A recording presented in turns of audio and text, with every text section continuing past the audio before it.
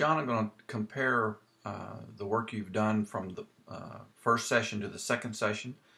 This is going back to our first session, looking at your setup compared to Grant Waite. You have a little bit more weight on your right side than Grant does. He has a little bit more weight on his left side as he sets up. Grant's hands are a little closer to his left thigh, and your hands are a little bit closer to your right thigh. So he has a little bit more what we call shaft lean, and his hands are more in front of the golf ball than yours. Here's your setup on the right from the second session, and you can see how you do have a little bit more weight now on your left side. You can see how your left shoulder just is slightly going across that red line of the box. And you can also see how your hands are more forward in front of the golf ball. You have a little bit more shaft lean. The blue circle around your hands is closer to the left leg than it is the right leg, whereas the first session you were the opposite. So that's a very good positive change up.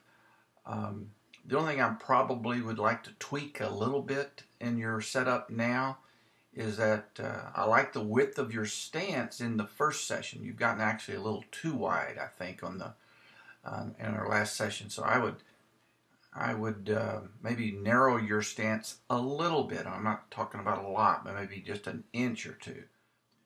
I'm now going to take you back to from the 1 to the 3 position. First, we're going to look at the first session, and you had a tendency as you went back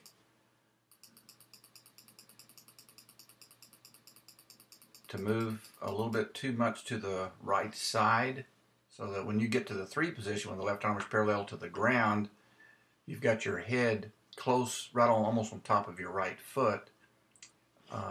If we look at Grant,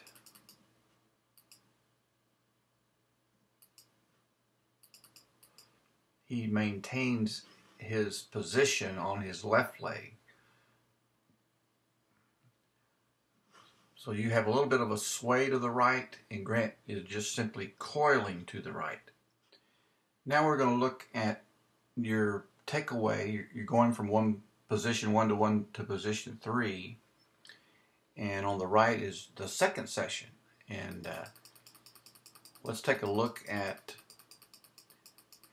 how as you go back, you keep that head still, and it's not swaying to the right. Now our left arm is parallel to the ground, and you're not swaying to the right. We still need to work on this move. There's still some improvements we want to make here. You actually are falling too much toward the target. You're almost falling left too much. Instead of really rotating around a stable left leg, you're almost losing your balance too much toward the target, and you're exaggerating the correct move a little bit, and sometimes that's necessary in order to learn the feeling of the correct move. We wanted to prevent the sway to the right, and we worked on some drills that were counter to that, were anti-sway right, and you've actually overdone it a little bit. So we're gonna improve that even a little bit more, so that you feel a little bit more stable in both feet, with just a little bit more weight on your left foot and not quite this much on your left foot. But still, look at that left arm is nice and extended. You've got a really good coil in your shoulders. You're making a really good hip turn. So I really like going to this position from session 1 to session 2, and then we just continue to improve that and make it even a more fundamentally sound. This is the impact position. On the left is from session 1, and you can see how when you're at impact, you are hanging back on this back foot, that your head is falling backwards. You are in what we might call a reverse weight shift. You have actually shifted to your right foot as you hit the ball. and Grant has his weight on his left foot. In fact, the average pro will have 85% of their weight on their left side at impact. Here we are at the impact position, comparing session 1 to session 2. And John, you've made just a dramatic change here. You can look on the left is session 1. You had that reverse weight shift and falling back to your back foot. I put a blue circle around your head. You can see how it's on top of your right foot, your back foot. And in session 2, because of the work you did in your setup a little bit more to the left and keep staying on the left in your backswing, you were able to get into a much better impact position with your weight on your left foot at impact. And your head now is on top of your left foot instead of the right foot.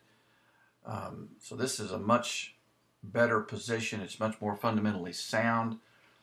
And so that's really good progress you've made there. That looks really good, John. And we're going to just continue to polish these fundamentals. There's still some rough edges on them as we assemble these pieces of the swing to come up with a fundamentally sound swing. But you are putting these pieces together really well, and we just need to kind of refine them a little bit now. Here you are in the 9th position. This is when the right arm is parallel to the ground on the follow through. And on the left is from session 1, and you can see how you're still flat-footed. You're still hanging back on this back foot here. And on the right here is your from session 2, and you can see how you're on top of your left foot. So that's a big dramatic change. To further illustrate the improvements you've made here, on the right is from session 2 in the 9th position and compared to Grant in the 9th position. You can see how there's a lot more similarities now in your swing and Grant's than from session 1. So you are moving in the right direction. You are rebuilding your golf swing to be more fundamentally sound, and you're starting to add these pieces, these fundamental pieces to your swing, and we're just going to continue to build your swing one piece at a time. And as you improve these and become comfortable repeating these movements, then having good consistent contact with the golf ball will quickly follow.